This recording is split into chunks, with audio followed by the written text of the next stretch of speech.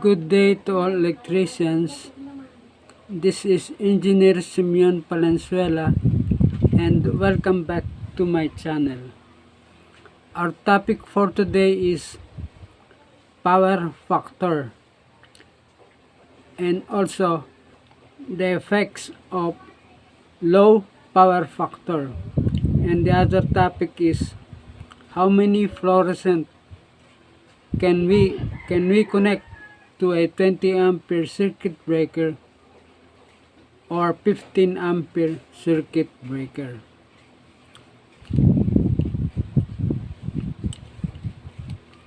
Power factor can be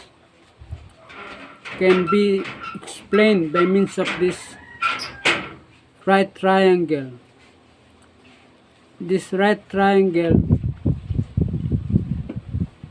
represents a kVA on the hypotenuse, and the kilowatt and the kvar, and the power factor angle theta. kVA means kilovolt amperes or the apparent power, and kilowatt is the true power. If we multiply the kilowatt by the number of hours that electricity is being used, we get the kilowatt hour meter. That is what we are paying to the utility company. Kilobar is the reactive, we call it reactive power. Theta is the power factor angle. And the power factor is a ratio. It is a ratio of kilowatt over the kVA, which is, as we will recall from trigonometry, the cosine theta is equal to kilowatt over kVA, and that is the power factor. So power factor is a ratio.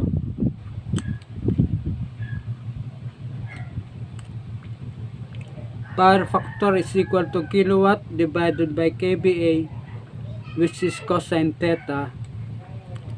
And to solve the kVA, the formula will be kilowatt kVA equals kilowatt divided by the power factor. And of course, to convert kVA to volt amperes, we have to multiply kVA by 1000, and to convert kilowatt into watts, we have to multiply kilowatt by 1000.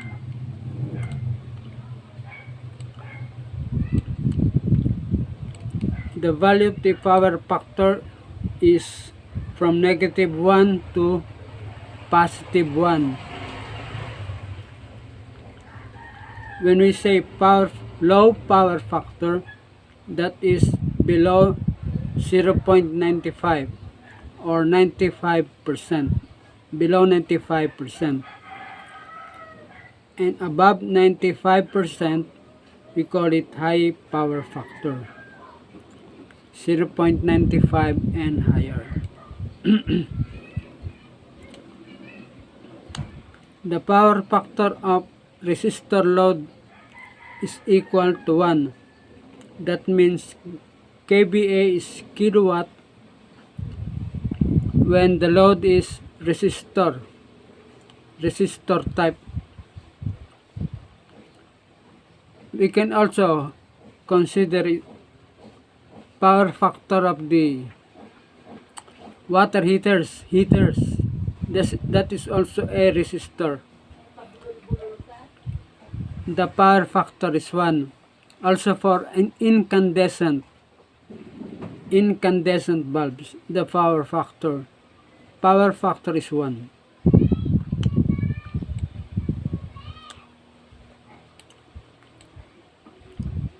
This is usually how we how we describe the kVA and the kilowatt.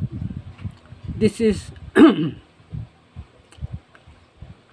this is what we call a pitcher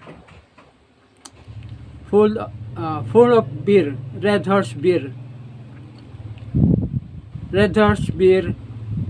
This is the representation of the kilowatt true power, and the bubble represents the kilobar.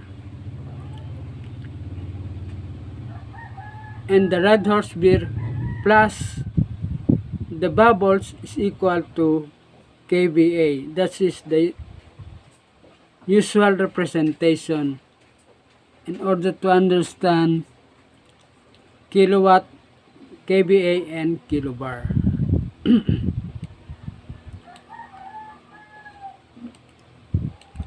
This right triangle represents lagging power factor. In lagging power factor, we have a negative kilobar. This is the kilowatt and this is the kVA. For leading power factor, we have positive kilobar,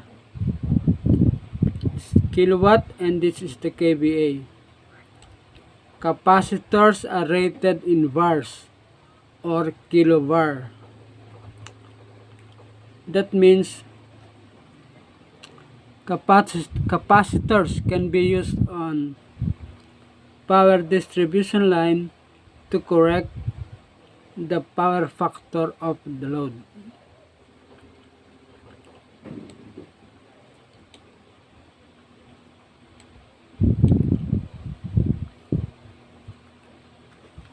This is the formula being taught to students in technical schools.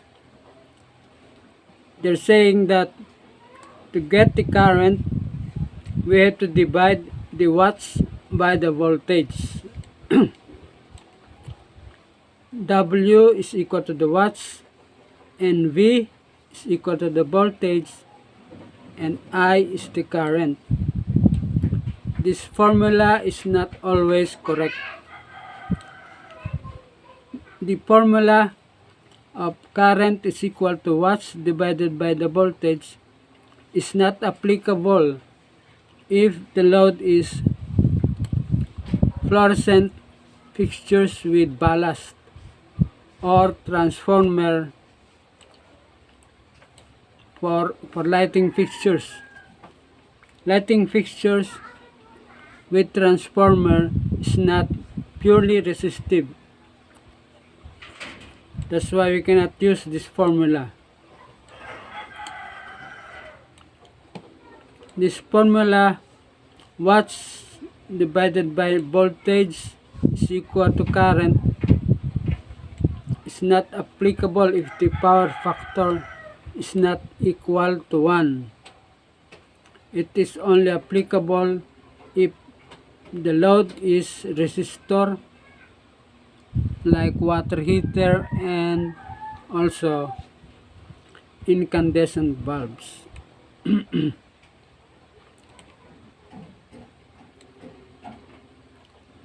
This is the formula for single phase line to line. Volt ampere is equal to voltage times the ampere rating, or I is equal to VA divided by the volts, where VA is equal to volt ampere, V is the line to line voltage, and I is the amperes. This formula is for single phase line to line. For single phase line to neutral, the formula is VA equals volt times amperes,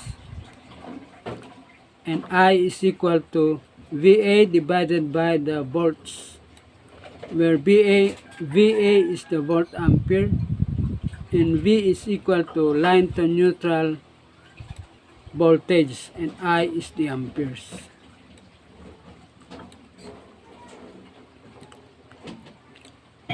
For three-phase three-phase load, kVA is equal to 1.732 times voltage times amperes divided by 1000, or current. The formula for current is 1.732 times voltage times the current divided by 1000.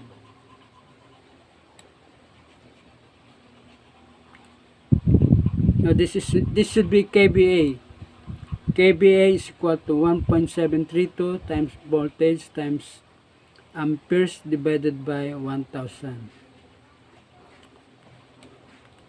Where kVA is kilovolt amperes and V is equal to line voltage.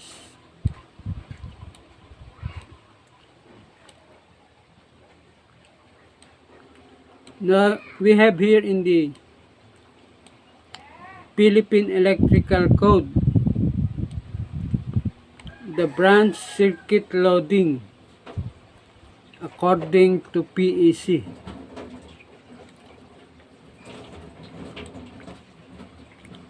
For example,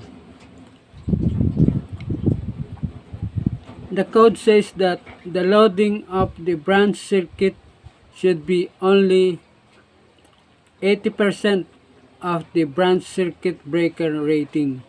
For example, 15 ampere circuit breaker, the maximum loading should be 15 amperes times 80% equals 12 amperes maximum. And at 230 volts, the maximum load in volt ampere is equal to 230 volts times 12 equals 2760 volt ampere. For 20 amperes, the maximum loading will be 80% times 20 is equal to 16. And the volt ampere maximum is 3680. For 30 ampere circuit breaker, maximum loading is 80% times 30 is 24 amperes. And the maximum volt ampere is equal to 5520. For 40 amperes, the maximum loading is 80% times 40 is equal to 32. And the maximum volt ampere is equal to 7360. For 50 amperes, maximum loading is equal to 50% times is equal to 50 amperes times 80%, which is 40. And the maximum loading is 14,400 volt amperes.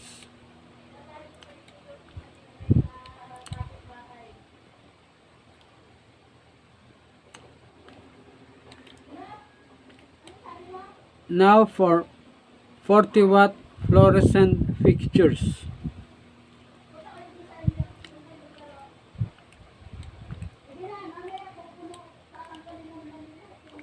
Now we will establish the effect of low power factor and high power factor on the volt ampere rating of the fluorescent fixtures. For example, if you have a 40 watt fluorescent fixtures at 80% power factor, the volt ampere will be 40 watts divided by 0.8. That's the power factor, and that will be 50 volt amperes. This is low power factor, 50 volt ampere. But if we use a high power factor ballast, 95%, the volt ampere will be 40 watts divided by 0.95, and the volt ampere of 40 watts fluorescent is only 42.1 VA. That means that if the power factor is low, then we have high volt amperes will be high. But if we use high power factor ballast, the volt ampere will be lower.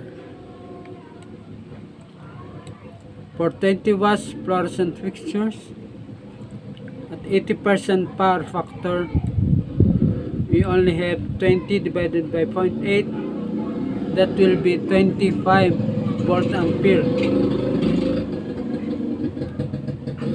And at 95% power factor, 20 watts divided by 0.95 is equal to 21 volt amperes.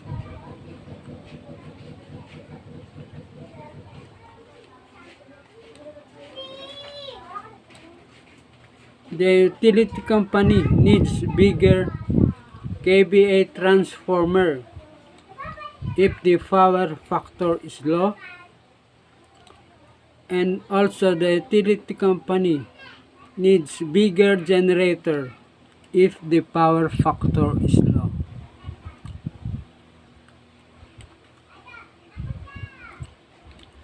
Now we can determine how many fluorescent fixtures in a 15 ampere 230 volt circuit breaker. At 80% power factor, the maximum fluorescent is 2760. This is the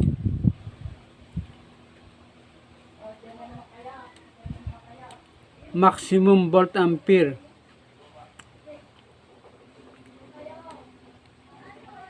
For 15 ampere, the maximum 15 ampere circuit breaker, maximum VA is 2760.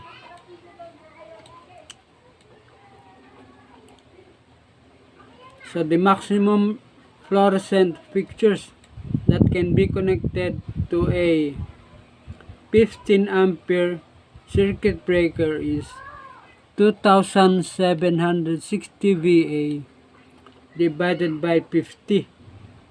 This is the volt ampere of 140 watts fluorescent at 80% power factor. So we get 55 pieces 40 watts fluorescent.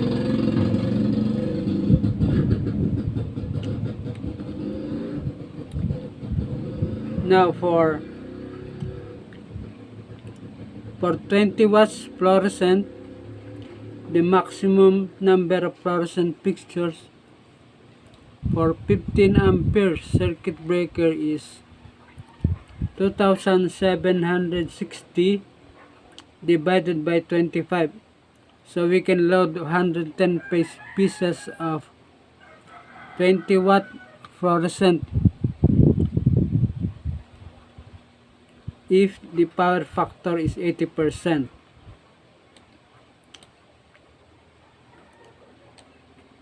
Now if we use high power factor ballast of 95%, the maximum number of fluorescent will be 2760 volt ampere divided by 42 VA.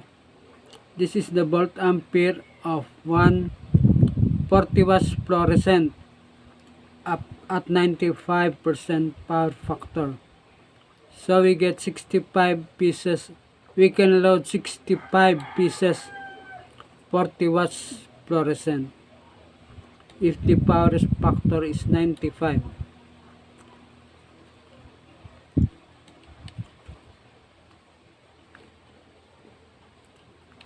So if the power factor is 80%, we can load 55 pieces of 40 watts But if we use high power factor ballast of 95%, we can load 65 pieces.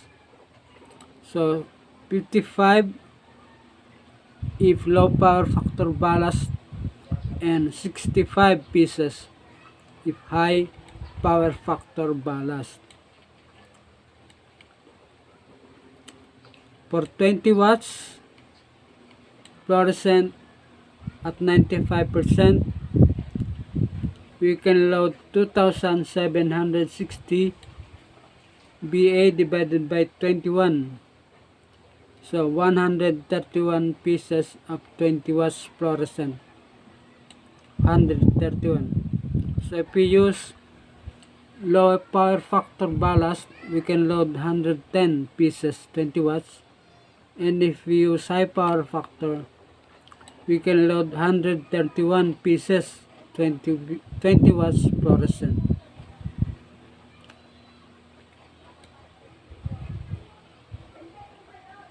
The electric consumer needs bigger service entrance wires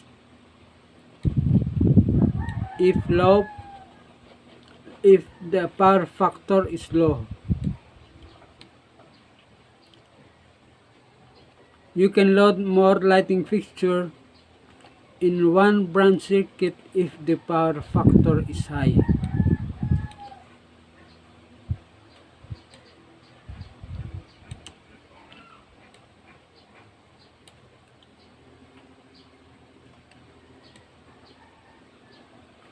In 20 ampere circuit breaker at 80% power factor, we can load 3,680 VA divided by 50. We can load 73 pieces 40 watts. And at 95% power factor, we can load 3,680 divided by 42. 87 pieces 40 watts. So if the ballast is low power factor, we can load 73 40 watts in a 20 ampere circuit breaker. 73 against 87 if we use high power factor ballast.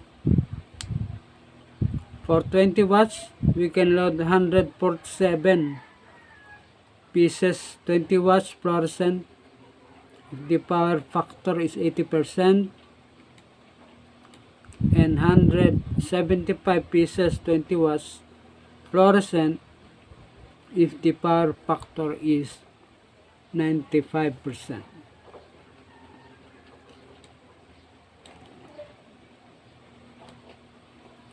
Now, if we are considering how to use sports lighting fixtures, 400 watts metal halide. If we use 80% power factor of metal halide, these are auto transformers. If the power factor is 80%, then 400 watts divided by 0.8 is equal to 500 VA. But if we use high power factor, 400 watts divided by 0.95 equals 421 VA. So the volt ampere is lower if the power factor is high. For 1000 watts metal halide, this is a sports lighting fixture.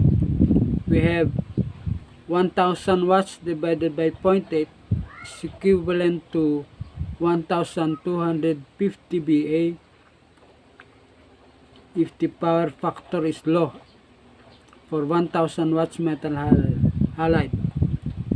And at 95%, now this should be 95, at 95%, 1000 watts divided by 0.95 equals 1052 VA.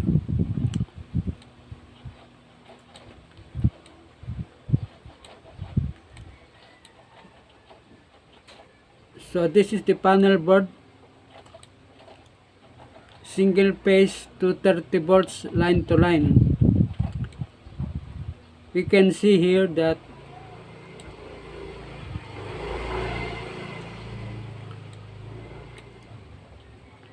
if the power factor is 80%, we can load 27 2 by 40 watts fluorescent fixture.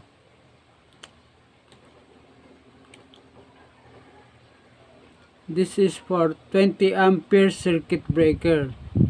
This is also 20 amperes 2-port circuit breaker.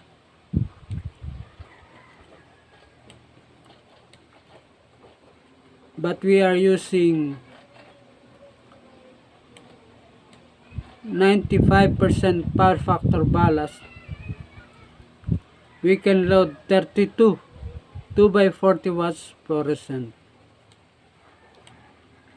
So we have more lighting fixtures that can be loaded to a 20 ampere branch circuit if we use high power factor ballast. 32 2 by 40 watts if the power factor is high, and only 27 2 by 40 watts fluorescent if the power factor is low. Now we will discuss the effect of harmonics in electrical system. Harmonics are created in the electrical system if the lighting fixtures are using electronic ballast, and also if the loads are computers like search engines in the data center computers. Computers produce square waves as compared to sinusoidal waves from the generator of the utility company. So harmonics, the bad effects of harmonics are overheating of the neutral bus bars in panel boards, and overheating of the neutral wires, and overheating of neutral of transformers. That is the effect of harmonics. For branch circuits, those are LED lighting, fluorescent with electronic ballast, data centers, search engines. It is suggested that branch circuits be loaded to only 50% of the circuit breaker rating. For example,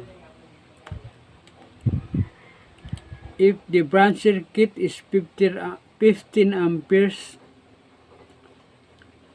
you can load it only to 7.5. If the breaker is 15, you can load only 7.5 amperes. In order to be able to, the harmonics will be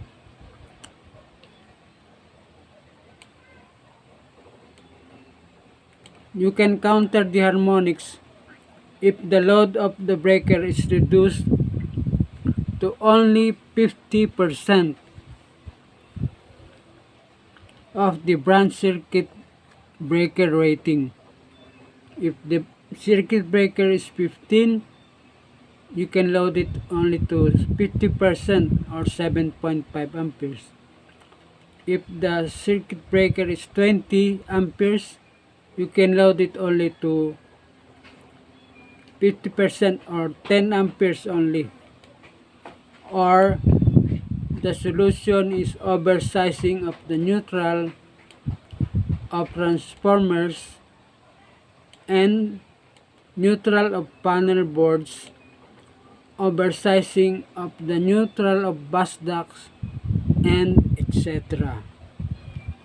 So that's all we had to discuss